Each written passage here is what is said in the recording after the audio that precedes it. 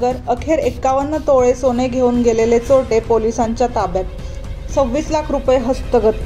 संगमनेरच्या काकडवाडी येथील महालक्ष्मी माता मंदिर चोरीचा गुन्हा उघडकीस।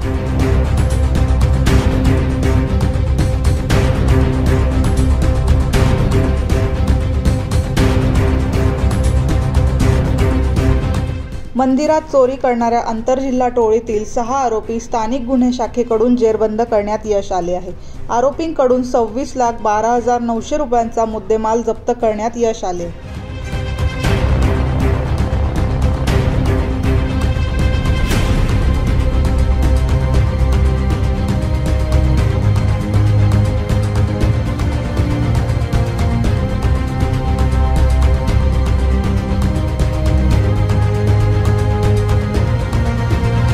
संगमनेर तालुक्यातील काकडवाडी येथील महालक्ष्मी मंदिरातील देवीचे अंगावरील सोने चांदीचे दागिने साधारण 25 लाखाचे दागिने हे अज्ञात चोरट्यांनी चोरून नेले होते।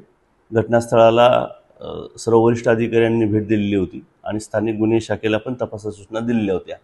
त्याप्रमाणे स्थानिक गुन्हे शाखेचे API धाकराव आणि टीम काम करत होती।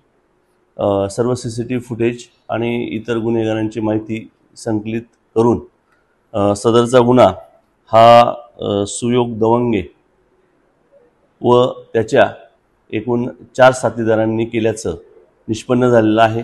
सदर आरोपितांना गुन्ह्याच्या तपासकामी ताब्यात घेण्यात आलेला आहे। त्यांच्याकडून गेलेला पूर्ण मुद्देमाल हा जप्त करण्यात आलेला आहे।